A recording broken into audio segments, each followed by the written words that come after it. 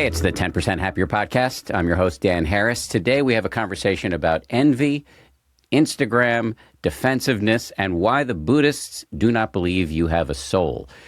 This is a conversation between me and my old friend Rachel Martin from NPR. She has her own show called Wild Card, which she refers to as a metaphysical game show. So what you're about to hear is me playing the game with her. And the goal is for you to enjoy our conversation, but also to go check out her show, which again is called Wild Card. All right, we'll get started with Rachel Martin and Wild Card right after this. I was on my first retreat and everybody was bowing to the Buddha, and I thought it was like, I really hated it. And then I wrote about how I started doing it, but only for a hamstring stretch. My favorite thing I ever wrote was the first line to my first book, which was, "The voice in my head is an asshole." And I think that is true. I think it's true for many people. Have you ever heard the expression, self-knowledge is always bad news? No, but that's so true. I'm Rachel Martin, and this is Wild Card, the game where cards control the conversation. My guest this week is Dan Harris. Dan Harris and I have been on parallel tracks for much of our career. We both covered faith and spirituality as reporters. We were colleagues for a while at ABC, and then several years later, we both ended up leaving our news jobs. I started this very show, and Dan created the incredibly successful podcast 10% Happier, based on his book of the same name. He's generous and wise, and the only Buddhist I know who can drop the F word into a mantra, and somehow it works. I'm so happy to welcome Dan Harris to Wild Card. Hi. I love that. That's my innovation. That's your innovation. Worlds of the Dharma. That's your value add to the Dharma. We're just going to start with memories. First three cards. I hold three up, and you pick randomly. 1, 2, or 3. 2. 2. Feeling 2. At what point in your life did you spend the most time alone? Well, there was a strange twist in my life that you made a reference to, which is after decades of being a hard-charging news anchor, I got interested in meditation. Mm-hmm. As a result of that, I now every year do a 10-day silent meditation retreat. And in fact, this year I'm going to do, on the urging of my teacher, I'm going to do 14 days. So that is a lot of alone time and in silence. And it's challenging. A lot of people focus on the silent aspect of silent retreats. Mm-hmm. Not talking isn't a huge problem for me. It's loneliness. Yeah. And there's a way in which it kind of brings up this primordial sadness, like a homesickness. Mm. And even though I am homesick for my actual home, it's kind of, I don't know, it's deeper than that. It's I think one of the psychological trends for me in looking back at my life is a fear of feeling unmoored, alone, adrift. And some of the earliest traumas, and this may be a small t trauma, for me, I've had a very charmed life, but going to summer camp as a kid was incredibly hard for me, and I used to have these really intense, gnarly bouts of homesickness. I have a very clear memory of sitting in the back of my dad's shit brown Plymouth Valiant and weeping in his lap on visiting day. And I would be bereft every summer for a period of time, and then I would recover. So loneliness is a root of sadness for you. Yeah. Yes, loneliness. Yes, it's loneliness, but it's also this kind of yearning for some connection or stability. Like homesickness feels like a better word for it, but like a much bigger than wanting my actual home, wherever that happens to be in the moment. But why? What do you get out of putting yourself intentionally in that position? I mean, 10 days is a long time. Now you're going to do 14 days, silent retreat, no people, hardly. What? I mean, I guess it's exposure therapy? I don't know. Well, a couple things to say about this. The perfect question. I'm laughing because it's perfect. one of the immense sources of power in mindfulness meditation is that you see that some poet said this, maybe Rilke. I can't believe I'm the kind of guy who quotes poetry now, but anyway, that no feeling is final. Mm. Everything changes all the time. And so when you get really quiet and your mind is tuned up because you're doing this exercise of trying to focus on one thing at a time, usually the feeling of your breath coming in and going out. And then every time you get distracted, you start again and again and again. What it helps you see is how quickly the mind is working all the time. We're moving. We're like, as my meditation teacher says, throughout the day, we're kind of like a bee in a jar, moving up through excitement or interest and then down through loneliness or anger or fear or whatever. We're just cycling through these thoughts and emotions and urges so quickly all the time. And what happens on retreat is you start to, and this can happen in a daily practice too, you just start to see how wild and chaotic the mind is. And as a result, you're not so owned by it. And so I do go through a period of loneliness or homesickness, usually in the first couple of days of retreat. Mm-hmm. But the power is seeing, oh yeah, I can be with this, and it's going to change. And you can be with you, right? Yes. It is also like, I'm just going to sit with myself and all that myself contains. Not all of it's awesome. Yes, and this is a little out there, so you may want to cut it. But then you start to see, like, what is this thing I'm calling a self? Mm-hmm. How solid is that? Mm-hmm. And that's a very interesting, sometimes a little scary, but ultimately liberating thing, because then you don't take your emotions, your anxiety, your anger, whatever, so personally. Yeah. And you're able to work with them in a more fluid and sophisticated way. And so it's a long way of answering your question, which is, why do I put myself through this retreat? Well, why would you put yourself through a vigorous workout? That sucks too, but it has many, many benefits. Okay. There's so much in there I want to get back to, so maybe one of these cards will afford us the opportunity. Okay, next set of 3. 1, 2, or 3? 3. 3. What's a moment with a stranger that made you feel loved? Okay, you answer that first. Oh, flipping that one. So I have talked about this before. I sort of live for those moments, like stranger moments. I love stranger kindness, from the tiniest little things. I get weepy when someone waves to me when I've let them in on a lane of traffic, or they have done the same for me. It makes me so, because there's so many jerks who drive, and when someone just acknowledges, I'm like, oh yes, thank you. The more profound story is that my eldest kid, during the pandemic, we went on a trip up to New Hampshire, and we were at these waterfalls that come cascade down all these rocks. And he fell down this waterfall. He slipped, and he fell about 10 feet and landed on his back on a rock. It was incredibly harrowing. It was very scary. We had to wait a long time for people to hike up the mountain with a stretcher on tires. It was wild. And there was just a woman there who was a nurse, and she was with her own kids and own family, and she was everything you want that person to be in that moment, you know?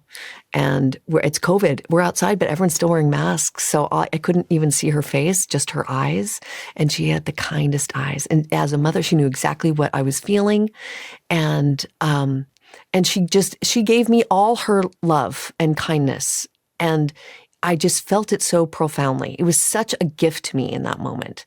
And we exchanged holiday cards for a few years. And I love the opportunity to repeat that story, because we all have the capacity to touch people in moments of crisis like that. But in the most banal moments, when you think a thing doesn't matter, like to reach out to a person from a place of compassion creates a story that person might tell for decades, you know? So that's my story. That's beautiful. It's really beautiful. Just to put some a sheen of psychological research on top of this, you know, there's been quite a bit of research into what the scientist Barbara Fredrickson calls micro interactions. And so we tend to move. I'll speak for myself as somebody who kind of wired as a frosty New Englander. For much of my life, in fact, I kind of wince a little bit with embarrassment to recall that you met me that we met each other in 2006, because I was very much in this mode at that time of just hurtling through the world in a sort of self-centered, ambitious way, and often really, frankly, rude to people. Not because I just thought you were super serious, very focused, a little tightly wound, and just like very serious person. Well, that's all true, and I fear that it's a little generous, honestly, and I what I was doing was denying myself of a massive opportunity for well-being. Life is a target-rich opportunity for these little moments of happiness that Dr. Fredrickson calls micro interactions. We're just constantly moving through the world and meeting other people, baristas, the people you give your clothes to at the dry cleaner, coming into NPR today. I met Summer, who's one of your producers, and these don't have to be long exchanges. Yeah. It's just like a little chit-chat. Summer grew up in Las Vegas, and I was telling her about how I took my son to Vegas, and he loved it. And, neither of us may ever ultimately remember this interaction, but it's a little hit of dopamine that is available to all of us as we move through the world. So let me answer your actual question about a stranger interaction that made me feel loved. Just to set this up a little bit, notwithstanding the fact that I'm allegedly some sort of happiness expert, continue to only 10% happier. Yeah, exactly. I thank God I called the book 10% Happier. I have lots of challenges, and one of them is that I have really intense claustrophobia. Oh, yeah, I know this. It's gotten worse over the years. Really? And I struggle on elevators and airplanes. It's a real challenge for me. And there's a studio in New York City where I often record podcasts when I'm not recording from my home studio. And one day I showed up at the studio and I was in the middle of this. I was in a particularly bad place with my claustrophobia. And it was the first time I'd been there. And I looked at the elevators and they looked really small and scary to me. And I kind of was panicking, and I had a suitcase and all this stuff with me. And the security guard looked at me, and I said, "Hey, can I walk up?" And he's like, "It's 16 flights, dude, and you've got all this stuff." And he got up from his desk, put his blazer on, and said, "I'm going to ride with you." He somehow knew what was going on with me. His name is Barry, Bari, and I see him all the time because I go to the studio, and he said, "I'll hold your hand if you want." And I didn't need him to hold my hand, but he just talked to me about where he's from and where his family lives. And we made it to the 16th floor. And even though I'm slightly more stable in my claustrophobia, having done a lot of what's called exposure therapy, every time I go to the studio, Barry rides the elevator with me. Oh, come on. This is a beautiful story. Mm-hmm. That's a beautiful story. I love that he just saw that and didn't make a big deal out of it. He was just like, "This is what we're doing. I'm just going to ride up with you." Yeah. I got you. Last one in this round. One, 2, or 3. 1. You knew. 1. You're feeling 1. When did you first find a group of peers who really understood you? Oh, I remember the exact moment. Really? Yes. So I had a really good group of friends in high school, and also some good friends in college. But I was always jealous of my little brother, who loved his college so much and really had this crew that he felt they were so smart, and he felt so embedded in it. And I never had that. All through my 20s, I was kind of moving around in television news from small market to small market. And I had friends, but I just I never felt like I had my crew. Yeah. And then when I turned 30, or actually in my late 20s, I moved to New York City and started working at ABC News. And for the first couple of years, I was traveling so much. It was post 9/11. I was in war zones, and I was just, away for long periods of time. And I came home in 2003 after, I think, 6 months in Iraq. And the few friends I had in New York City had moved away, and I really didn't have. I felt very lonely. We're coming back to this. And a guy from work, a guy I didn't even really like that much, invited me to a party. And at that party, I met a bunch of people I really liked. And one of them, who's still one of my best friends to this day, her name is Kayama. Kayama came over to me and said, "We're having a party tomorrow night. You should come. Don't bring that guy." She said, "I like you. I don't like your friend, but you should come to this party tomorrow night." And at that party, I met another guy named Willie. And Kayama and Willie, and now our massive cinematic universe of friends, those are my people. Oh. And my life is like a before and after that weekend. So I have to ask you, what was it about those people in particular that made you feel understood in a way that you hadn't before? Why did those become your friends? I really like smart weirdos. I guess I come off as, I was a former anchorman. I kind of still talk like an anchorman. You don't present as weird, Dan. You don't present as weird. That's what I'm saying. But I am weird. I mean, I'm the guy who needs help getting on an elevator and, goes on silent meditation retreats. I'm definitely a weirdo. And part of why I'm so happy not to be in the news industry is, I have a much more creative output these days. And there are, in our extended friend group, there are writers and artists and people who do all sorts of things. Yeah. And that just makes life. And I'm married to a doctor. And so it's very diverse in every possible way. And that just makes life more interesting. Yeah. Before we start round 2, I'm going to step back from the game and talk about your podcast and where you're at in your professional life, which I think is a good place from the outside, it seems to be.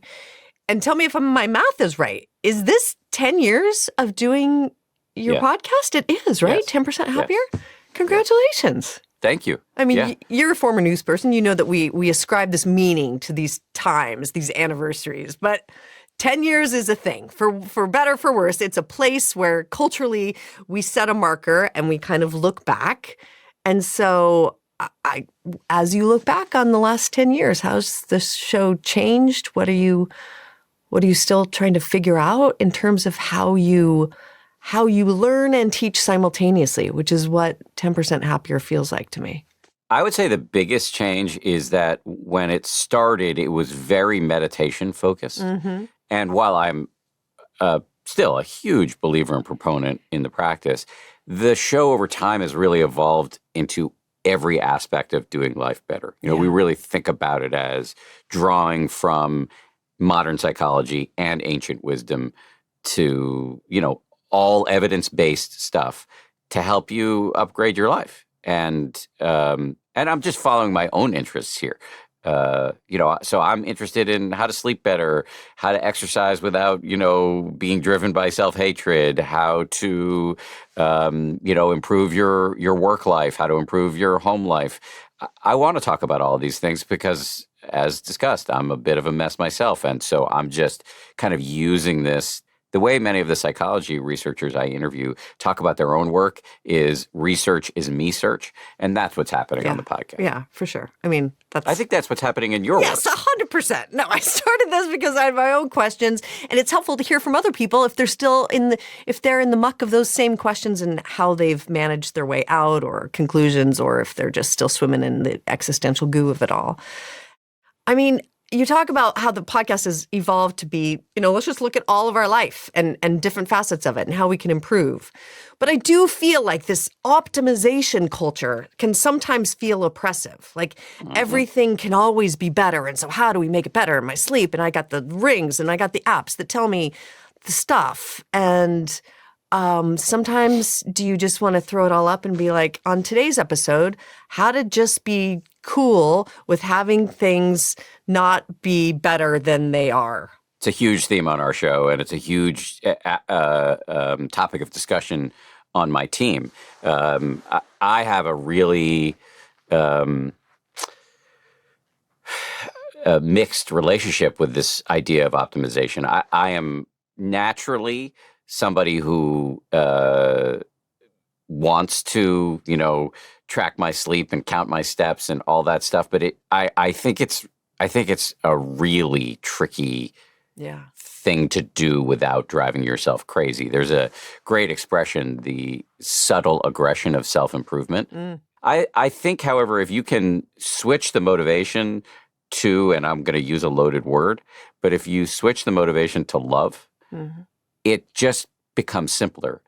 So one of the things that I've gotten into the habit of saying throughout the day, before I meditate or before I exercise or before I go to bed, is, and this is a little kind of off-brand in its earnestness, but I'm doing this, fill in the blank, exercise, whatever, so that I can be stronger and happier, so that I can make other people stronger and happier.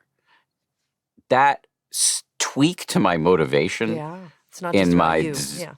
Yes, it is about me. It's cool. Like, I think it's totally fine to self-love is really important. In fact, I think it's the unlock for a whole spiral of benefits, because how we are with ourselves inexorably redounds to how we are with other people.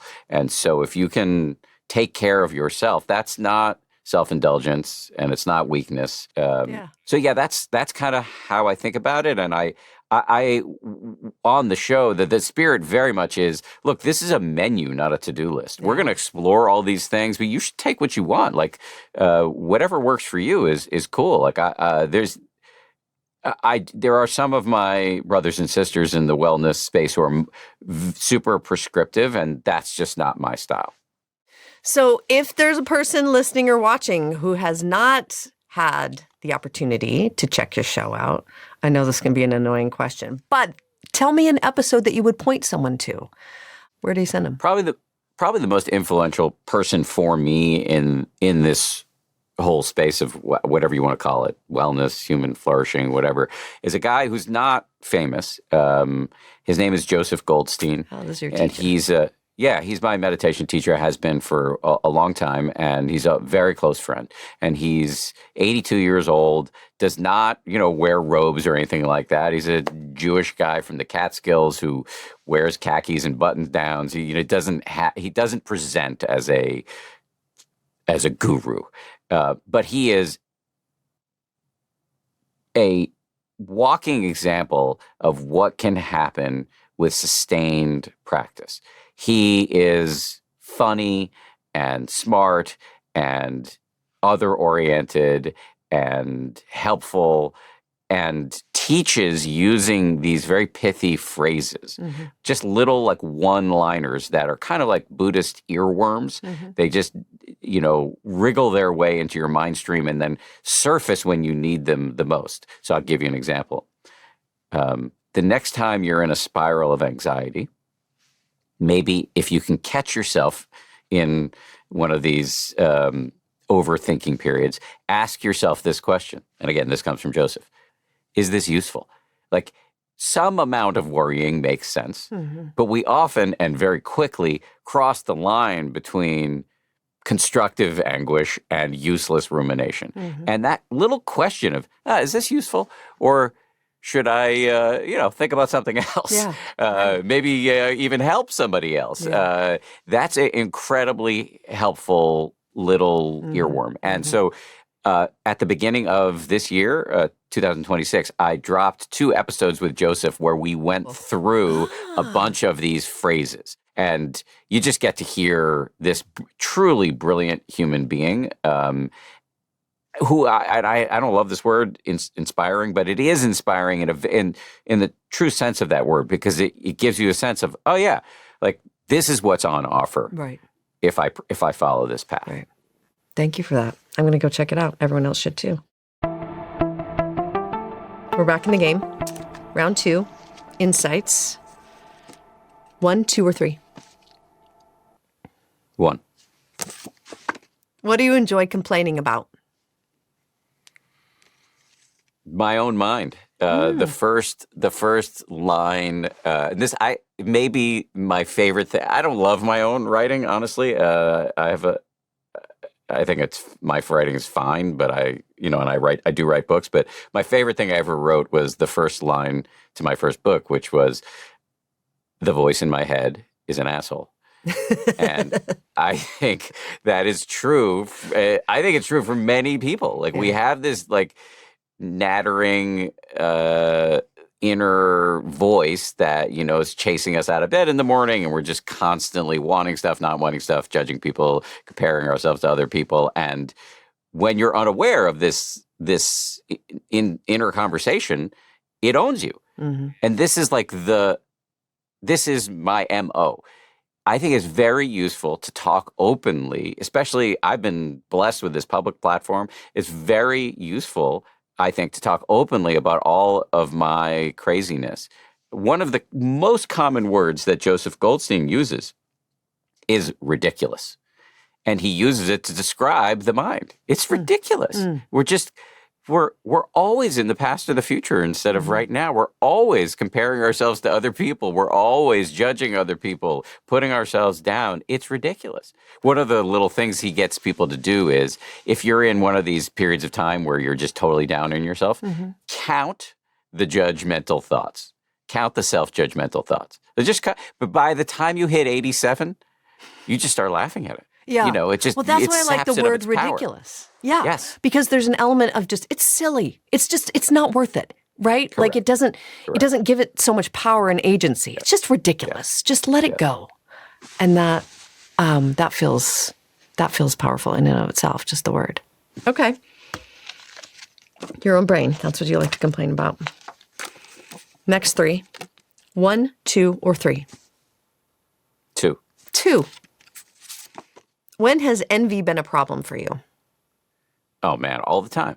I just deleted Instagram because it was just like, I have an amazing life. I have such an incredible life.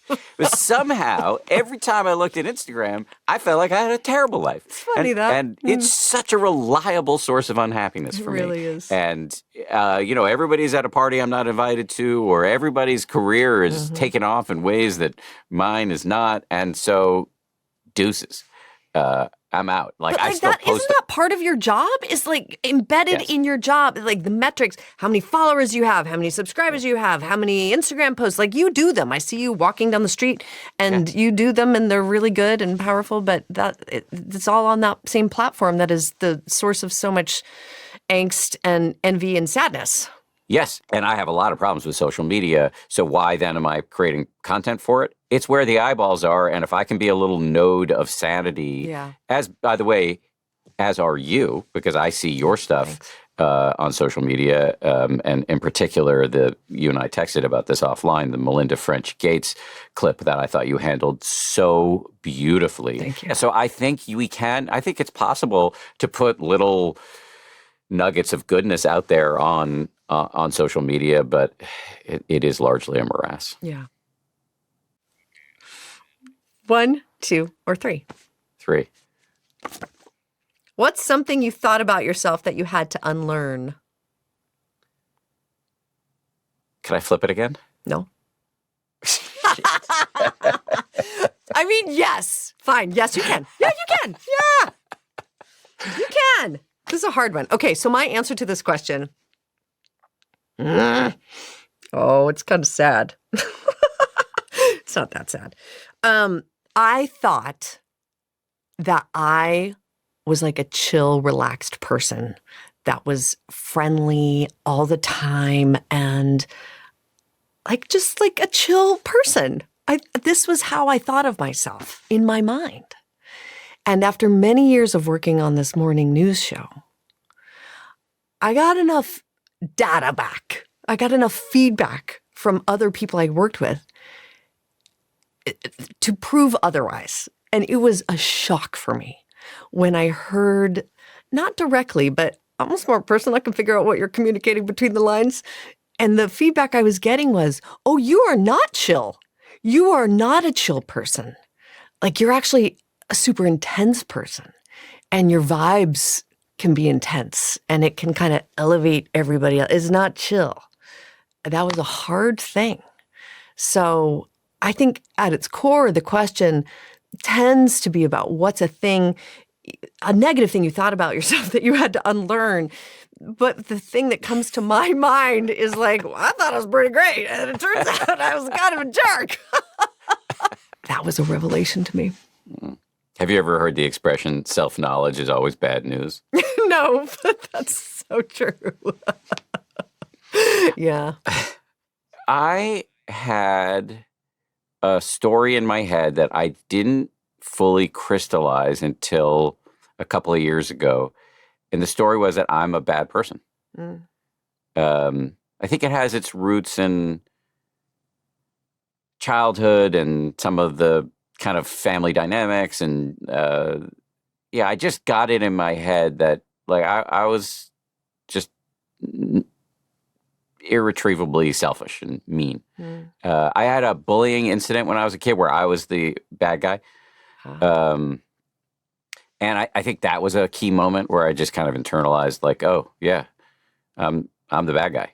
And that was just a big part of my operating system and was why I would get very defensive anytime I got tough feedback. I would just overreact because it was triggering this thing that I didn't want to look at. And then what shifted? Well, lots of therapy and meditation and getting feedback and taking it in after periods of defensiveness. A friend of mine, a really smart friend of mine, her name is Dolly Chugg, and she's a professor at NYU School of Business. And she has this expression, goodish. And that actually has been a key unlock for me.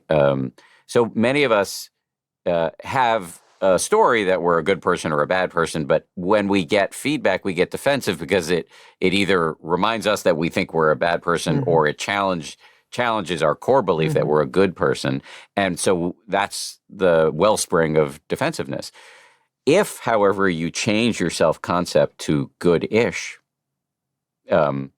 which, by the way, it just makes complete sense. We're all a mix of good and bad. But if you change your self-concept to good-ish, well, then when you find out you screwed up and you're not as chill in the hallways of NPR as you thought you were, well, then, okay, well, that's fine. It's not fundamentally threatening because I'm good-ish. And so there's always room to grow. Right. It's what the psychologists call a growth mindset. And so talking to Dolly about that was one of the things that really turned things around for me. I love the idea of good-ish. It's interesting to try to teach your kids that. That's where I'm at right now. It's like talking about the good-ish of human nature and that we're all good and bad. And it's a complicated concept, actually, to wrap your head around because so much of parenting and so much of like children's literature and storytelling is about the good and the bad, and they are separate and distinct characters. And it's like next level to think about, it lives in all of us. And what do we choose to lean into and what is activated and what are our triggers for each of those components? But we all have that duality.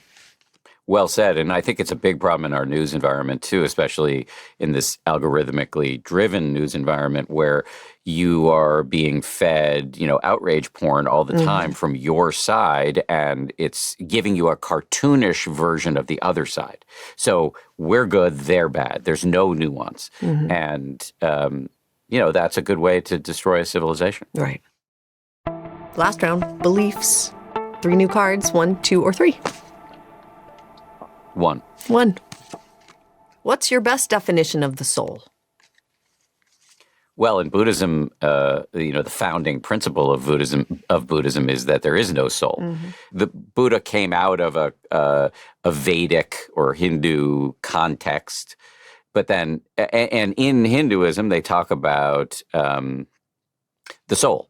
But the Buddha's concept was actually there is no soul. Actually, if you tune up the microscope of the mind, you see that everything's changing so rapidly that there can't be some solid, unchanging nugget of anything. And by the way, this goes back to my story about being a bad person. How could I be permanently bad when nothing is permanent? Yeah. There is no bedrock. And this is just intuitively true when you say it out loud, but hard then when you apply it to something like a soul. And so the key to understanding this, again, from a Buddhist context, which nobody has to believe if they don't want, is that two things are true at the same time. On the one hand, Rachel Martin is real.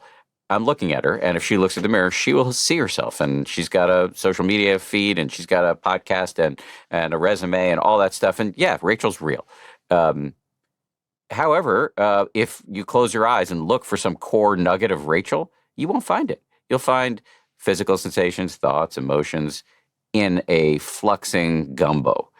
So it's what our self is, just fluxing gumbo. There is no...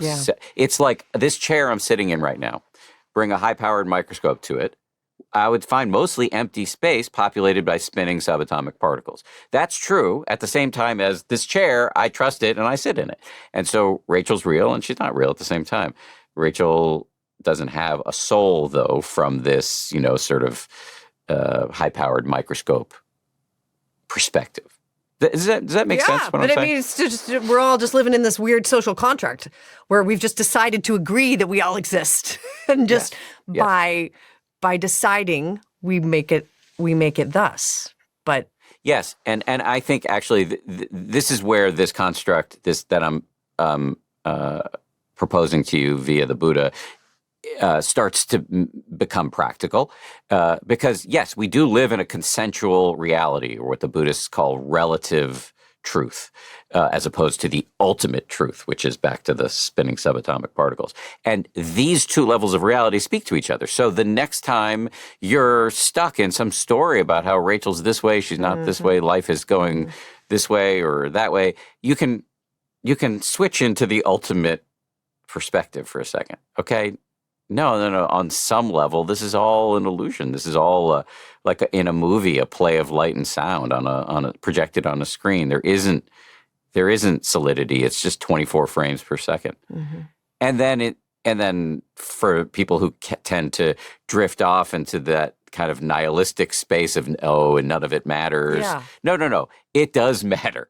Both things are true at the same time. Like we are human beings, and our ethical conduct has consequences, or lack of ethical conduct has consequences too. And so you want to hold, it's a paradox. Much of life is understanding and utilizing paradox. And this is the big one, in my opinion, that these two things are true at the same time. And can you toggle back and forth between them with some skill? How does that affect your idea of your feelings about being forgotten, about there being no remainder of you? I mean, I know you have a child. There's like a physical remainder of you. But how many generations before nobody remembers who great-grandpa Dan was? Does that freak you out? Or is that just part of the deal? It doesn't freak me out that much. I about a year and a half ago, I was interviewing somebody on my show who's an amazing Buddhist teacher named Vinny Ferraro, who has an incredible story, which I'll tell very quickly, which is that he grew up in a very low-income environment in Rhode Island and was an addict and a criminal and served several stints in jail and prison. And during one of his terms, he was in there with his own father and got out, got sober, found the Dharma, and has become this incredible teacher. He's the only teacher I've ever interviewed who, throughout the whole interview, will call me bro. And he's very funny and very wise. And he got me interested in an aspect of Buddhism that a lot of people might be tempted to reject, and that's totally fine. It's hardcore. But the Buddha himself recommended that twice a day you recall 5 things. this body that I'm occupying is of the nature to grow old. It's of the nature to get sick. It will die. No, here's the grimmest one. Everything and everyone I cherish will someday be lost to me. Mm-hmm. And the fifth one, where he kind of pulls the knife out a little bit, as Vinny says, the only true possessions I have in this context are my actions. And so that's where the kind of hope resides, which is, okay, so yeah, if you want to look at it, the truth of this reality that we inhabit is that it is relentlessly impermanent and chaotic and entropic, and very little is in your control. Mm-hmm. But you are in control of your actions to a large degree. And the karmic consequences of those actions will outlive you. And so if you take that seriously, it will impact how you behave. Mm-hmm. And that to me feels like a soul. Like, I guess when I use that word, it's just some kind of what difference do we make? Who are we? And if we are the sum total of how we behave here, the choices we make and the actions we take and the consequences of those actions. That makes sense to me. Makes sense to me too. I'm totally cool with calling that a soul. I don't, I have no desire to like police people's language. Right. So soul is, it's certainly inoffensive to me, but from a Buddhist perspective, it's not a thing. It's not a thing. 3 more. 1, 2, or 3? 2. Is there a religious practice or ritual that you're envious of? I have this odd interest in something that simultaneously repulses me, which is devotional practice. Oh. There are aspects of Buddhism where you really, and other traditions as well, where you sort of, you bow to a statue of the Buddha, or it could be Kuan Yin, who's, this is where my Buddhist knowledge is going to run out of road, but I think she is like the avatar of compassion in certain schools of Buddhism. And so I don't know a ton about this devotional practice. I just know that I have some friends who've done it, and I see that my initial response to it is revulsion. Like prostrating yourself in front of some kind of... prostrations, literally prostrations. Yeah, okay. And when I have that kind of response, I always try to investigate it. Like, all right, what's going on there? Yeah. Because my life has just been a succession of things that I dismissed and was totally wrong about and later came to embrace. And so I'm just curious, like, what's going on with that? It is interesting, that practice. And at the same time, I, like you, see a person who can do that, and it feels also like a beautiful surrender. It feels like beauty and liberation in that kind of surrender. Yeah. In my first book, I wrote about how I was on my first retreat and everybody was bowing to the Buddha, and I thought it was like, I really hated it. And then I wrote about how I started doing it, but only for a hamstring stretch. I think the way I've come to understand devotional practice, to the extent that I understand it at all, which is very limited, is that ultimately what you're bowing to is an aspect of the mind, of the human mind. So like compassion, that is papered over and sometimes cemented over by the world we live in, where we're just armoring up and hardened.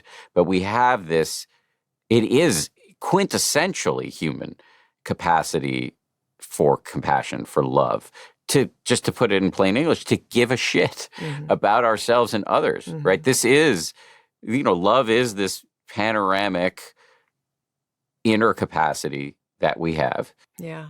Bowing to the avatar of compassion is a way to, it's like a snake charming that you're doing on yourself to bring that aspect, that hidden aspect of the mind into greater salience. Last one. 1, 2, or 3? 3. What's an experience you wish you could give every person? I think most of us, consciously or subconsciously, kind of think we're stuck with how we are. We have X amount of patience, X amount of generosity. But what we know from the science is that the brain, and by extension the mind, it's trainable. Doing what the brain is the organ of experience. So how you arrange your life, the practices you do or don't do, that you're just constantly training your brain. You learn how to play violin, your brain's going to change. You see it on the brain scans. You learn how to meditate, your brain will change. You get better at social fitness, your brain changes. We are not stuck with the aspects of our personality that we may be struggling with. Like, this change is possible. It's messy and marginal, and even people like me who have been meditating, for a while and write books about it, I continue to be a schmuck in lots of ways. But, the trajectory is the right one for me, and it can be for anybody. Right. And so you can be this little node of sanity in a chaotic world. And so that's the experience I want people to have. Like, you can improve your life, and it matters. Like, it is a political act. It's not self-indulgent. It doesn't make you a doormat. It really matters. And so that kind of hope, not gaslighting you and telling you everything's fine, because everything's not fine. Right. But you do have more power than you think to improve your own mind and, by extension, the world. Thank you for that. Yeah, I'm on a fucking soapbox. Sorry. Oh my God. I love a soapbox. I love it. Dan Harris, we end the show the same way every time, with a trip in our memory time machine. In the time machine, you revisit one moment from your past. It is not a moment you would change anything about. It's just a moment you'd like to linger in a little bit longer. What moment do you choose? Oh my God, there's so many to choose from.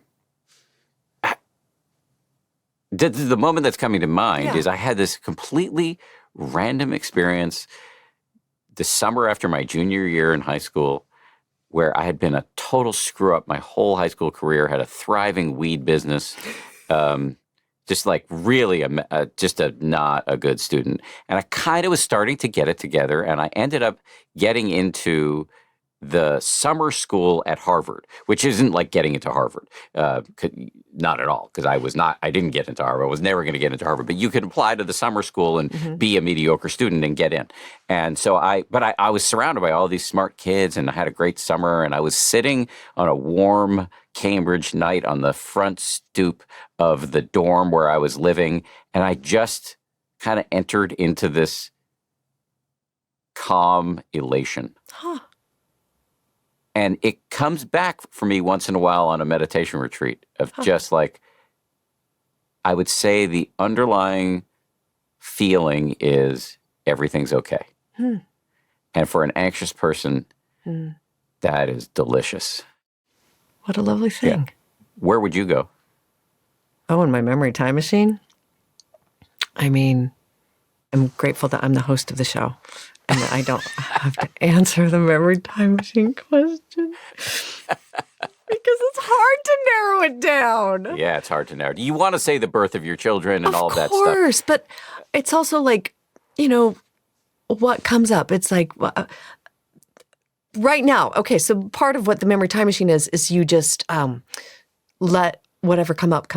And so right now, the thing that is coming up, I have no idea why, is driving with my mom. My mom's passed away a long time ago, but driving with my mom, like in high school, in Idaho Falls, my hometown in Idaho, through one of those coffee shacks. Like, Idaho Falls didn't have proper coffee shops when I was growing up.